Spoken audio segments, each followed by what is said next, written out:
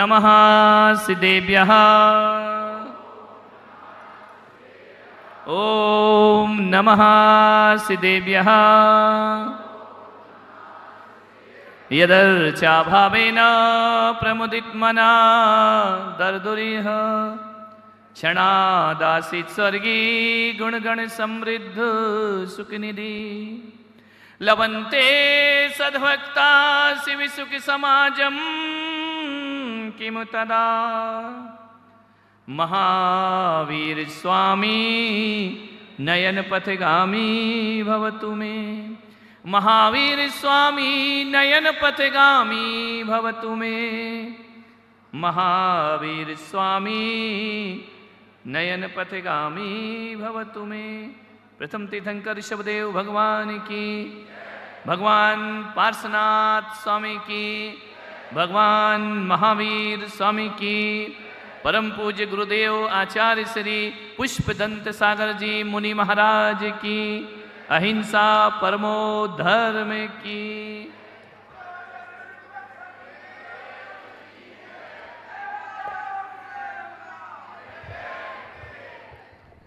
ऋषभदेव में आकर एक भ्रांति मेरी टूट गई कि लोग कहते थे पब्लिक तभी आती है जब भोजन दिया जाए, लेकिन यहां आके लगा कि ऋषभदेव वाले भोजन के नहीं भजन के दीवाने हैं।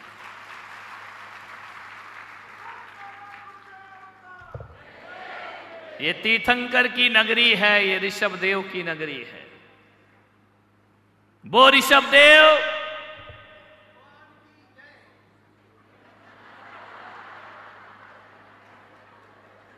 ये तो है सब एक्स्ट्रा। आगे से आगे तैयार है। वो ऋषभदेव जिन्हें एक वर्ष आहार नहीं मिलता तो भी वह निर्वाण की यात्रा पर निकलते हैं। 1 साल तक भोजन नहीं मिला उनको। 6 महीने तो उपवास किया, 6 महीने अविग्रह पूर्ण नहीं हुआ। तो कम से कम अपन को घर जाके 12-1 बजे तो मिल ही जाएगा ना। अपनी विधि तो तैयार है। तुम्हारी देवियां सब चौका लगा के आई हैं, बस तुम्हारे पड़गने की देर है। ध्यान रखिए। और अभी क्या है? अभी तो ये पहली झांकी है, अभी तो पर्युषण पर्व बाकी है। देखना क्या नजारा होगा पर्युषण का। और इन पलों को कभी हम विस्मृत नहीं कर पाएंगे। कैसे आनंद से झूम झूम कर, एक भी नहीं थके, नाचते गाते भगवान की शोभा यात्रा लेकर आए। मैं देख देख के थक रहा था, लेकिन तुम नाच नाच के बोले महाराज ये तो कुछ नहीं है। अभी तो रथ यात्रा देखना ऋषभदेव की कैसी होती है। मैंने कहा देखूंगा आनंद के साथ। तुम मेरे प्रोग्राम देखो, मैं तुम्हारे प्रोग्राम देखूंगा।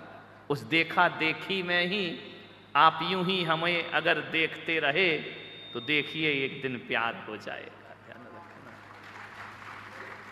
तीर्थंकरों की नगरी है। स्टेज पवित्रता को लिए हुए स्टेज है। भगवान यहां पर विराजमान है।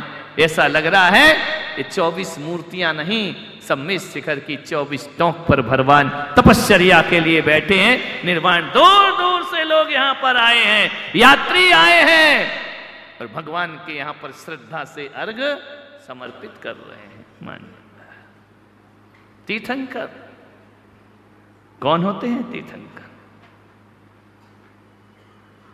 तीर्थंकर वो होते हैं जो खुद भी तरते हैं और दूसरों को भी तार दिया करते हैं। खुद तरने वाले भगवान तो सब जगह मिलेंगे, दूसरों को तारने वाले भगवान। एक बात रखना, धन्य वह बामा देवी जिसकी कोख से पारसनाथ भगवान का जन्म हुआ करता है। ध्यान रखना। मान्यवर, तीतर जैसी औलाद को तो सब जन्म देते हैं, लेकिन तीर्थंकर जैसे बच्चों को जन्म देना किसी बामा देवी और त्रिशला देवी के बस की बात हुआ करती है, ध्यान रखना। ऐसे पुत्र को जन्म दिया, 3 लोक का नाथ जो बन गया। ऐसे पुत्र को जन्म दिया, सारे जगत का आराध्य जो बन गया। ऐसे पुत्र को जन्म दिया, 3 लोक का तारणहार बन करके खड़ा हो गया। ऐसे पुत्र को जन्म दिया, जी और जीने दोस्त का शंखनाद जिसने सारे जगत में कर दिया। ऐसे भगवान हमारे तीर्थंकर, मानव को रोशनी चाहिए, मानव अंधकार में जीता है, मानव भटका हुआ है, और ऐसी भटकी हुई मानवता को यदि कोई रोशनी देता है तो तीर्थंकर बन करके धरती पर जन्म लिया करता है, ध्यान रखना। 24 तीर्थंकर हैं जैनों के, ध्यान रखना। वैदिक परंपरा अवतार को मानती है, और श्रमण परंपरा, जैन परंपरा तीर्थंकर को पूजने की परंपरा होती है। एक व्यक्ति ने मुझसे पूछा कि अवतार की परंपरा और तीर्थंकर की परंपरा में अंतर क्या है? वैदिक परंपरा में अवतार होते हैं नारायण के 24 अवतार, लेकिन जैन परंपरा अवतार को नहीं 24 तीर्थंकरों को माना करती है। बोले दोनों में अंतर क्या है? मैंने कहा कोई अंतर नहीं है। जैन और सनातनों में, वैदिक और श्रमण परंपरा में यूं देखो तो जमीन आसमान का अंतर है, और अंतर ना देखो तो दोनों एक ही सिक्के के 2 पहलू दिखाई दिया करते हैं, ध्यान रखना। कोई अंतर नहीं है, ध्यान रखना। बस इतना सा है कि वैदिक परंपरा कहती है कि भगवान जब ऊपर से नीचे आता है तो वह अवतार परंपरा होती है, और जब भगवान नीचे से ऊपर जाता है वह तीर्थंकर परंपरा हुआ करती है। हमारी परंपरा में भगवान ऊपर से नीचे नहीं, वह मनुष्य को रोशनी देकर वह तीर्थंकर भगवान है। एक में भगवान ऊपर से जगत कल्याण के लिए नीचे आता है, और दूसरे में आत्म कल्याण करके वह निर्वाण को प्राप्त कर भेद नहीं हुआ करता है। तीर्थंकर परंपरा, नेमिनाथ भगवान और नारायण श्री कृष्ण एक ही वंश में पैदा हुए, यदुकुल वंशी नारायण श्री कृष्ण और भगवान नेमिनाथ, ध्यान रखना। कृष्ण और नेमिनाथ चचेरे भाई थे, ध्यान रखना। मान्य इस देश में तुम्हारा क्या है? मैंने कहा मतलब? बोले सिख नाराज होते हैं तो कहते हमारा पंजाब दे दो, मराठा नाराज होते हैं हमारा महाराष्ट्र अलग कर दो, ध्यान रखना। मुसलमान नाराज होते हैं पाकिस्तान दे दो। जैन तुम क्या मांगोगे? तुम्हारा कौन सा राज्य है? तुम्हारा कौन सा गांव है? मैंने कहा हम कुछ नहीं मांगेंगे, हम भारत के प्राण हैं, और प्राणों को कभी भारत से अलग नहीं किया जा सकता है, ध्यान रखना। हम भारत के प्राण हैं। इस देश को भारत नाम यदि कहीं से मिला है तो ऋषभ पुत्र भरत से इस देश को भारत नाम मिला है, ध्यान रखना। ये मैं नहीं कह रहा हूं, भागवत पुराण में लिखा हुआ है, वैदिक ग्रंथों में लिखा है, एक नहीं कई ग्रंथों में लिखा है कि इस देश, मैंने तो भागवत का 5वां सर्ग पढ़ा, श्रीमद् भागवत का, बड़ा अच्छा उसमें वर्णन है, ऋषभ देव का जो वर्णन है, भरत जी महाराज का जो वर्णन है, उस ग्रंथ में लिखा हुआ है कि ऋषभ देव नग्न तपस्वी पैदा हुए इस धरती पर, और निग्न ऋषभ देव भगवान ने जो तपस्या करी है ना, हजारों वर्ष तप किया ऋषभ देव ने, उन्होंने वस्त्र छोड़ दिए, आभूषण छोड़ दिए, नग्न तपस्वी दिगंबर तपस्वी कोई है, ऋषभ देव भगवान हुआ करते हैं। ऐसा तुम्हारे वेद पुराण कहते हैं, ध्यान रखना। मैं जैन धर्म की बात करूं तो अपने धर्म के लिए तो सब कोई अच्छा बोलता है, लेकिन ऋषभ देव का चरित्र वो है, जहां भागवत में नहीं हो तो आज जाके पढ़ लेना, 5वें सर्ग में उठा करके देख लेना, वहां लिखा है कि जो दुर्धर तप ऋषभ देव ने किया है, इतनी बढ़िया बात बोली है उसमें कि ऋषभ देव जैसी तपस्या केवल ऋषभ देव ही कर सकते हैं, दूसरे किसी में सामर्थ्य नहीं है, कोई अवतार पुरुष में सामर्थ्य नहीं है। जो तप ऋषभ देव ने किया है वह ऋषभ देव के बस की ही बात। परम तपस्वी ऋषभ देव भगवान, ध्यान रखना। उन्हीं परंपरा में 23वें तीर्थंकर भगवान पारसनाथ का जन्म हुआ करता है, ध्यान रखें। ये 24 के 24 तीर्थंकर, एक एक शास्त्र, एक एक ग्रंथ कह रहे हैं कि तीर्थंकर सवस्त्र नहीं, तीर्थंकर निर्वस्त्र हुआ करते हैं। ध्यान रखना, ये हिंदू ग्रंथ कह रहे हैं, ये शास्त्र कह रहे हैं। मेरे भाई एक बात तो बता दो, ऋषभदेव वालों, सब परमात्मा को मानते हैं, एक बात बताओ, वैदिक धर्म में परमात्मा कैसा होता है? आकारवान होता है या निराकार होता है? ओम सकल ब्रह्म परमात्मा, निराकार परमात्मा, उनका कोई आकार नहीं होता। ब्रह्मा विष्णु महेश का आकार है, लेकिन परम ब्रह्म का कोई आकार, ज्योति स्वरूप परमात्मा, ध्यान रखना, उनका कोई आकार नहीं होता है। इस्लाम में खुदा का कोई आकार नहीं होता है, जैनों में सिद्धों का कोई आकार नहीं होता, श्वेतांबरों में सिद्धों का कोई आकार नहीं होता है। ध्यान रखना, निराकार परम ब्रह्म है। हर धर्म, जब पूरे हिंदुस्तान का हर धर्म और विदेशों से आए हुए धर्म भी जब परमात्मा को निराकार मानते हैं, तो एक बात बताओ ऋषभदेव वालों, जब हमारा और तुम्हारा सबका परमात्मा निराकार है, तो फिर आकार पे काय को झगड़ा करते हो? आकारों पे लड़ाई किस बात की होती है? फिर मूर्तियों पे झगड़ा किस बात का होता है? प्रतिमाओं पे झगड़ा किस बात का होता है? निराकार को पूजते हो, आकार पे झगड़ा करते हो। ध्यान रखिए, आकार तो एक अवलंबन है उस परम पिता परमेश्वर को पाने का। उस दिन मोक्ष सप्तमी सफल होगी, उस दिन ऋषभदेव जयंती सफल होगी, उस दिन ऋषभ निर्माण सफल होगा, जिस दिन हम सब समाज मिलकर के अदालतों से केस वापस लाएंगे और ऋषभदेव की आराधना भक्ति भाव से करेंगे। कब तक लड़ेंगे? कब तक झगड़ेंगे? कब तक विवाद होगा? ये लाखों रुपए सब समाज का, करोड़ों रुपए विवाद में खर्च हो रहा है। हमारे घर के झगड़े हमें घर में बैठ के निपटा लेना चाहिए। मेरे बाप ध्यान रखिए, अदालतों में पैसा बर्बाद क्यों करना जा करके? काश ये दिगंबर और श्वेतांबर दोनों एक हो जाते और एकता के साथ जीते और इन मंदिरों पे झगड़ा नहीं करते ना, वो सारा पैसा यदि राष्ट्र निर्माण में लगाते तो सारे देश की हुकूमत जैनियों के हाथ में होती। मेरे भाई ध्यान रखना, सारा देश हमसे संचालित होता। हमने आपस में लड़के झगड़ के विवाद करके करोड़ों रुपए बर्बाद कर रहे हैं। ध्यान रखना, हमारी परमात्मा, हमारे ऋषभदेव भगवान मानिए। एक सज्जन आए, बोले महाराज बरसों की लड़ाइयां ऐसे कैसे छोड़ दें? ये बरसों की लड़ाइयां, ये स्वाभिमान है हमारा।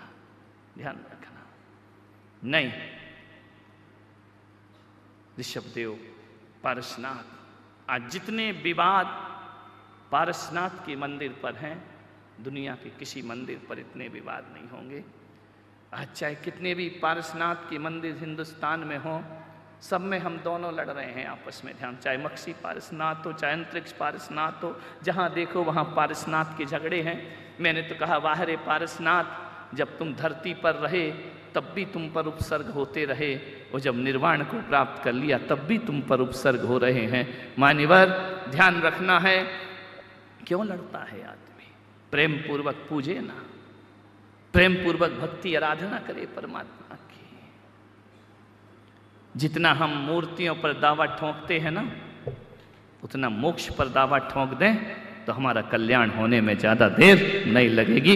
निर्वाण पर दावा ठोक दें, मोक्ष मार्ग पर दावा ठोक दें, आत्म कल्याण की ओर बढ़ जाएं, तो भारत को स्वर्ग बनने में ज्यादा देर नहीं। मैं कोई आज ऋषभदेव की अदालत लेके नहीं बैठा हूं, मेरी जो भावनाएं हैं वो मैं व्यक्त कर रहा हूं।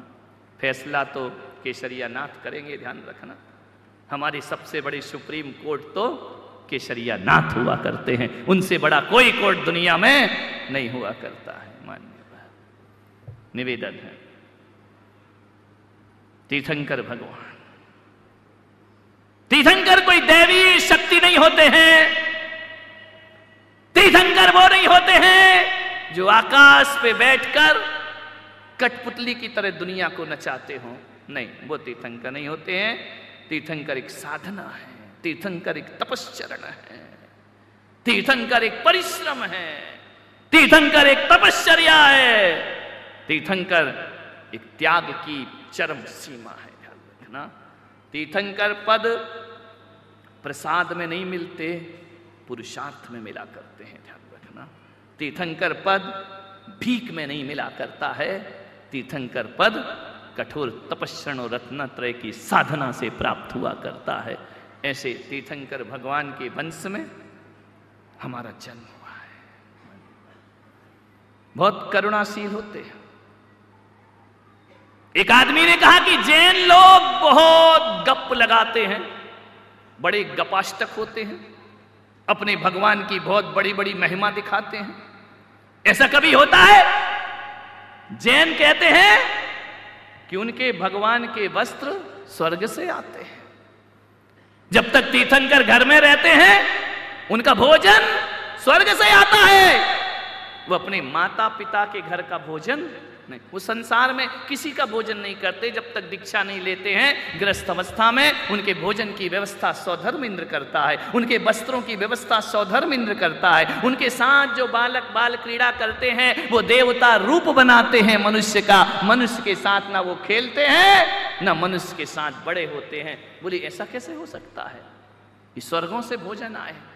मैंने कहा क्यों नहीं हो सकता? क्यों नहीं हो सकता? इस देश के एक प्रधानमंत्री ऐसे हुए जिनका कोट धुलने के लिए पेरिस जाता था, लंदन से धुल के आता था। क्या कोट जो पहनते थे कहां से धुल के आता था? किसका? किसका? जवाहरलाल। इंडिया का धुला नहीं होता था, कोट लंदन से धुल के आता था। जब इस देश के साधारण से प्रधानमंत्री का कोट लंदन से धुल के आ सकता है तो मेरे तीर्थंकर के वस्त्र स्वर्ग से आ जाएं तो इसमें कोई आश्चर्य नहीं होना चाहिए, इसमें अतिशयोक्ति की कोई बात नहीं होती है। बोले रत्नों की वर्षा नगरी की रचना।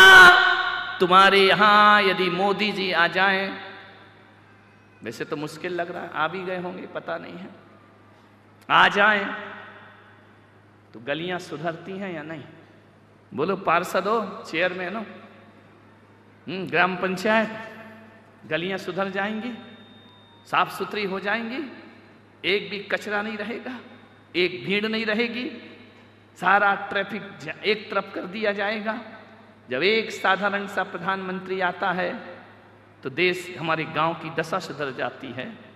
3 लोग का नाथ आ रहा है, रत्नों की वर्षा हो जाए तो इसमें किस बात का आश्चर्य हुआ करता है। एक बार हम हरिद्वार गए, ऋषिकेश गए, वहां के बड़े बड़े पंडितों ने मिलन हुआ, संतों से मिलन हुआ। उन्होंने कहा कि महाराज क्या आप गंगा स्नान करेंगे? बड़े असमंजस में स्नेह भाव से बोल रहे थे और हम लोग स्नान करते नहीं हैं। जैन साधु के स्नान का त्याग होता है। उन्होंने कहा क्या आप गंगा को नहीं मानते? हर की पैड़ी पर कहा, प्रवचन हुआ वहां, मैंने कहा मानता हूं। तो बोले फिर आप इसमें स्नान क्यों नहीं करते? मैंने कहा जैन साधु स्नान नहीं करता। तो बोले गंगा में नहाएगा नहीं तो गंगा पापों से मुक्त कैसे करेगी? मैंने कहा एक बात ध्यान रखना, जितना सम्मान तुम गंगा का करते हो उतना ही सम्मान हम जैन भी गंगा का करते हैं, ध्यान रखिए। तो बोले कैसे करते हो? मैंने कहा हमारे ग्रंथों में लिखा है कि हिमालय से गिरने वाली वह गंगा जब गौमुख से निकलती है तो वहां प्रतिष्ठित भगवान अकृत्रिम चैत्यालय उस मूर्ति का अभिषेक करते हुए गंगा गंगा सागर की तरफ चलती है। तो बोले अभिषेक करती है तो क्या हुआ? मैंने कहा जिस जल का अभिषेक, जो जल भगवान की मूर्ति को छू लेता है, जैन उसमें पैर नहीं रखते, उस जल को माथे पर लगाया करते हैं, मस्तिष्क पर लगाया करते हैं। मैंने कहा हम तुमसे ज्यादा गंगा का सम्मान करते हैं। हमारे लिए गंगा गंगा जल नहीं, हमारे लिए गंदोदक की धारा हुआ करती है, ध्यान रखिए। और जिसे गंदोदक मान ले हम उस पर कभी पैर रखते नहीं। उन्होंने कहा कि महाराज एक बात बताओ, क्या जैन लोग सूर्य को पूजते हैं? मैंने कहा बिल्कुल पूजते हैं। बोले हमने तो कभी नहीं देखा कि जैन लोग सूर्य को अर्घ्य चढ़ाते हो। हमने कहा ऐसा नहीं पूछते हम। अब अर्घ्य चढ़ाना क्या है? गंगा का जल लिया और गंगा में ही डाल दिया। मैंने कहा ये बात, ये तुम्हारी परंपरा है, लेकिन सूर्य का सम्मान हम करते हैं, सूरज को हम पूजते हैं, सूरज में हम अपने तीर्थंकर के दर्शन किया करते हैं, चांद में अकृतम चैत्यालय देखा करते हैं, सूर्य में भरत चक्रवर्ती अरिहंत भगवान के बिंब का दर्शन किया करता है। बोले हम पूजते हैं सूर्य को। बोले कैसे पूजते हो?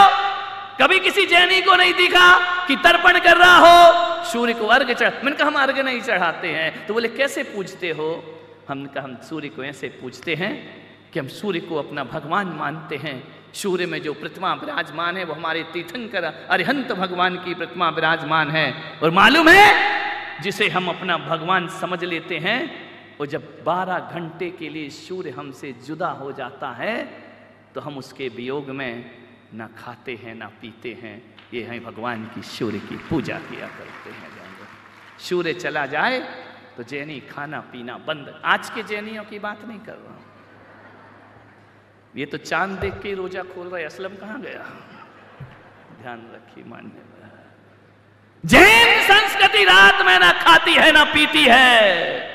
तुम्हारा भगवान तुमसे विदा हो जाए तुम खाते पीते रहोगे? काहे के भक्त तुम भगवान के? जब तक सूर्य उदय नहीं होता है जैनी अपने घर की रसोई नहीं खोला करता है। ध्यान रखिए, ये जैनों के मानने के तरीके हैं मेरे भाई। बात वही है लेकिन तरीके अलग अलग हुआ करते हैं। इसलिए मैंने कहा कि श्रमण परंपरा और वैदिक परंपरा को कभी अलग नहीं किया जा सकता है। एक ही सिक्के के दो पहलू हैं, ध्यान रखना। जैसे रेल की पटरी, उस पर रेल सरपट दौड़ा करती है, दोनों पटरी में कौन सी पहले कौन से बाद में, कौन सी अच्छी कौन सी बुरी। यदि रेल कह दे कि दाईं पटरी बेकार है तो रेल चल नहीं पाएगी, और बाईं बेकार कहे तो रेल नहीं चल पाएगी। तो जैन परंपरा और सनातन परंपरा वो रेल की दो पटरियां हैं। एक भी पटरी हट गई तो भारत का विनाश होने में ज्यादा देर नहीं लगेगा, ध्यान रखना। दोनों ही पटरियां समांतर चलेंगी, लड़ने झगड़ने की बात नहीं है। पारसनाथ भगवान की निर्वाण दिवस है आज, मोक्ष को भगवान ने प्राप्त किया है। सबके जीवन में आनंद और सुख देने वाले तीर्थंकर यदि आनंद और सुख नहीं देते तो आज हमारे केसरिया नाथ के दरबार में जैन अजैन का भेद जो मिट गया है वो हमेशा बना रहता है। हर कोई आता, जहां जाऊं जय केसरिया नाथ की, जय केसरिया लाल की। पूरे हिंदुस्तान को एक करने वाला कोई तीर्थ है तो ऋषभ देव केसरिया नाथ है, जो पूरे हिंदुस्तान को एक हर कोई अपनी श्रद्धा से अर्घ्य चढ़ाता है, पूजा करता है, पाठ करता है। झगड़े भगवान के नहीं हैं, झगड़े परंपराओं के हैं, ध्यान रखना। झगड़े पूजा पाठ के हैं, ईश्वर के प्रति कोई झगड़ा नहीं है। हिंदू भी कहता है केसरिया नाथ हमारे हैं, जैन भी कहता है केसरिया नाथ हमारे हैं, दिगंबर भी कहते हैं केसरिया नाथ हमारे हैं। ध्यान रखना, हमारा भगवान तो तीनों लोक का भगवान है मेरे भाई। जैन ही तो छोड़ो, नारकी भी कहते हैं केसरिया नाथ हमारे हैं, और यहां तो पशु पक्षी भी कहते हैं केसरिया नाथ हमारे। तीन लोक का नाथ अकेला जैनों का नाथ है क्या? तीन लोक का नाथ है, ध्यान रखिए मान्यवर। जो जो जैसा दामन फैलाता है वैसा दामन भर के वापिस लौट जाया करता है। मैं हकीकत में कहूं आज बहुत खुश हूं, क्योंकि हर बार भगवान का निर्वाण महोत्सव मनाता हूं, लेकिन आज जो निर्वाण महोत्सव मना है वह भगवान ऋषभदेव की भूमि पर बना हुआ है। अद्भुत यहां का नजारा, मुझे तो समझ नहीं आता है। जिस गली से निकल जाऊं ना, अजैन भी नमोस्तु बोलता है। मुझे पूछना पड़ता है ये जैन है या अजैन है। ऋषभदेव में जात पात भूल जाता हूं। और अभी कोई मुझे कह दे इतनी बड़ी सभा में कौन जैन है कौन हिंदू है, तो पुलक सागर बता नहीं सकता है, ध्यान रखना। और मैं ऋषभदेव वालों से यही कहूंगा कि पुलक सागर ही नहीं, कोई भी संत आ जाए जैन और अजैन की रेखा का भेद ना जान पाए, एकता के साथ सबको अपनाने का वह प्रयास। ये धरती है इंसानों की, कुछ और नहीं, इंसान है हम, ध्यान रखना। इंसानियत का पाठ ऋषभदेव से पढ़ा जाता है। इंसानियत क्या होती है ये ऋषभदेव की भूमि से पढ़ा जाता है। मानवता क्या होती है ये ऋषभदेव की भूमि पर पढ़ा जाता है। रात को मेरी सेवा में आते हैं, भजन गाते हैं हिंदू सनातनी लोग। एक दादाजी आए कथावाचक, उन्होंने इतना सुंदर 24 तीर्थंकरों के चिन्ह सहित नाम बताए। मुझे लगा ये जैनियों से पूछ लो तो इन्हें नहीं मालूम है, ध्यान रखना, विचार करना है। कैसी भक्ति भाव। एक बोले महाराज जब से आप आए हो ना, तो इनका क्या हुआ? बोले आजकल याद कुछ और रहता नहीं, एक बस आपकी याद आने के बाद। जिस गली से निकल जाओ, सचमुच कस्बा है लेकिन लगता है कि हम किसी गांव की गलियों से नहीं, हम ऋषभदेव जैसे स्वर्ग की गलियों से गुजरते हुए जा रहे हैं। केसरियानाथ के चरणों में रहकर के साधना करने वाला, केसरियानाथ की आराधना करने वाला दूसरी जगह तपस्या करेगा तो 1000 गुना ज्यादा तपस्या करना पड़ेगी, और इस भूमि में तपस्या करेगा तो कम तपस्या में भी निर्वाण को वह प्राप्त करेगा। ध्यान रखना, ऐसी पवित्र भूमि में आप और हमारा सबका जन्म हुआ। बाबा ने सुबह से 4 बजे से पानी रिमझिम रिमझिम रिमझिम। मैंने कहा क्या करना है? मेरा नहीं तो अपना तो ख्याल रखो, इतना पानी गिराओगे। बाबा ने कहा बड़ी पहली बार निकला हूं गुरुकुल के मंदिर से, ये वाले खड़गासन पारसनाथ। हिंदुस्तान में जितने जुलूस निकलते हैं ना, तो पद्मासन पारसनाथ के निकलते हैं। पहली बार ऋषभदेव में खड़गासन पारसनाथ के जुलूस निकला। तो मैंने कहा भगवान इतना पानी गिराओगे तो क्या होगा? कोई नहीं था। 5 बजे मैं था और पंडित था मंदिर में, कोई नहीं। मैंने कहा क्या होगा पंडित? बोले पानी गिर रहा है। मैंने कहा पानी नहीं गिर रहा है, ये ऋषभदेव ऐसी नगरी है जहां कुबेर रत्नों की वर्षा कर रहा है, यहाँ की भूमि को शुद्ध कर रहा है। मंद मंद गंधोदक की पवन भगवान के समोसरण में है। जब वो विहार करते हैं रिमझिम बरसात चालू रहती है। ध्यान रखना, आज बहुत अतिशय वाला निर्वाण महोत्सव हमने यहां पर मनाया। समाज का समर्पण, समाज का सहयोग अद्भुत है। और मैं कह सकता हूं, मुंह देखी बातें मुझे आती नहीं, जो भी होता है मुंह पे कहना, लेकिन कह सकता हूं कि मेरे सबसे बड़े आनंद का चातुर्मास ऋषभदेव में संपन्न है। सब भोले भक्त हैं, थोड़ा सा तेज बोल दो तो घबरा जाते हैं बेचारे, लेकिन फिर भी बहुत अच्छे हैं। फिर भी काहे को बहुत अच्छे ही हैं। यहां पर ये नजारा देख रहा हूं, पारसनाथ भगवान, बाल ब्रह्मचारी भगवान।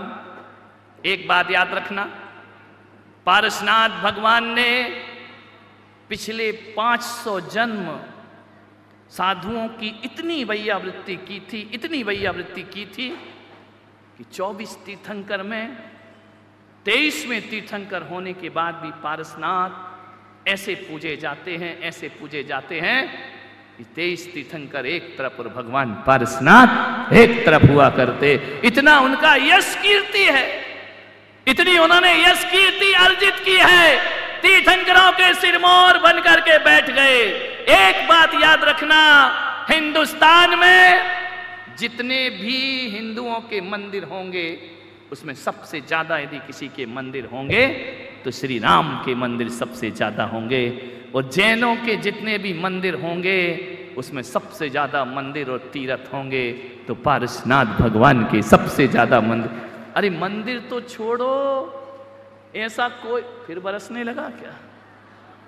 बरसो बरसो, हो गया अपना काम। तो बाबा छूट है, ध्यान रखिए, विचार करिए, ऐसा कोई भी छोटा बड़ा जैन मंदिर नहीं होगा जहां छोटी बड़ी पारसनाथ की मूर्ति ना हो। ध्यान रखना, है कोई मंदिर ऐसा? इतने से बैठे हों लेकिन पारसनाथ जरूर रहा करते हैं। ये उनकी यश कीर्ति है, ये उनका पुण्य है, ये उनकी भगवत्ता है पारसनाथ की, क्योंकि उन्होंने संघर्षों में जीवन जिया है। और आज पानी ना गिरे ऐसा नहीं हो सकता है, क्योंकि मेरे बाबा को केवल ज्ञान इसी बरसात में हुआ था। ध्यान रखना, कमठ जैसे जब उपसर्ग करते हैं तो पारसनाथ के केवल ज्ञान के द्वार खुल जाया करते हैं। ध्यान रखिए, अग्नि बरसी, पत्थर बरसे, बारिश बरसी, और ये बाबा पानी क्यों गिरा रहा है मालूम है?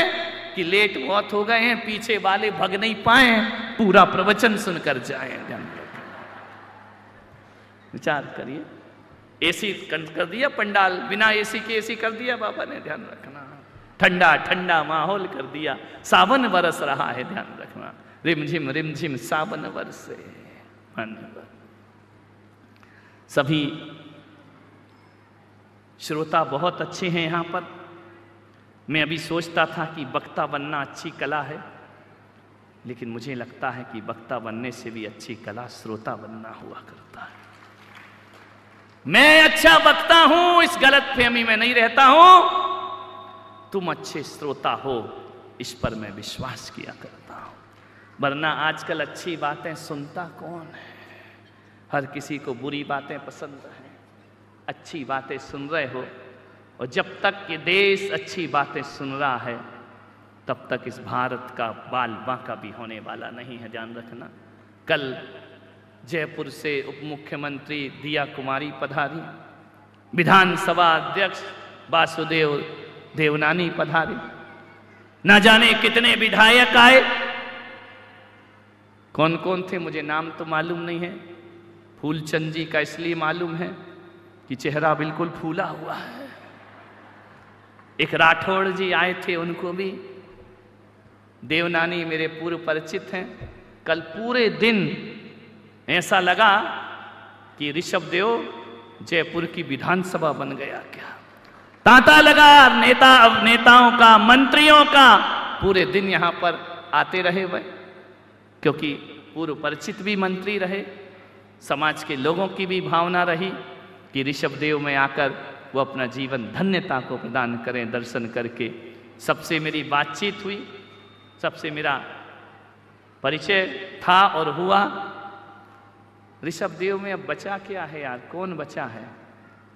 अब तो एक ही बचा है कि हम 6 आए हैं तो 7 जाएं। घाटा करके क्यों जाएं? कुछ प्लस ही होना चाहिए ना, है ना?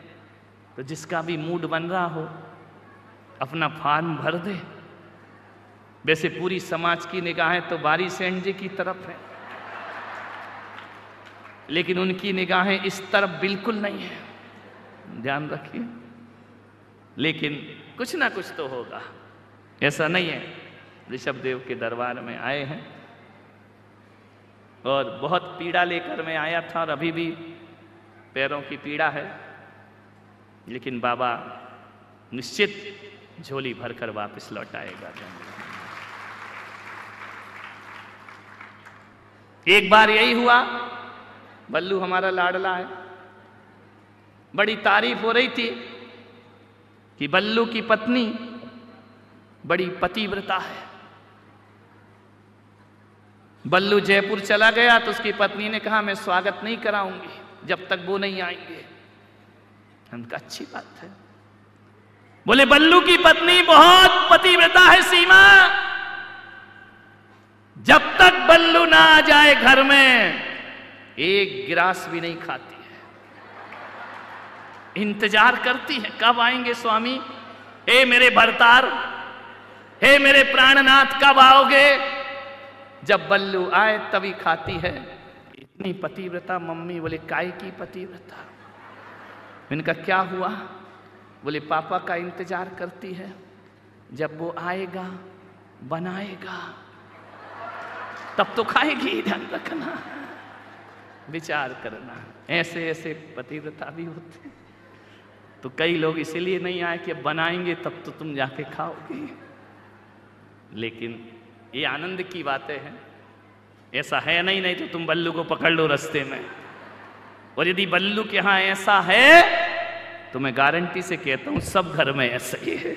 सभी पतिव्रतियां ऐसे ही बैठी हुई हैं। मान्यवर, एक ही निवेदन है कि आज हमने बड़े आनंद के साथ ही दृश्य इसको अनुभव करो, इसे देखो।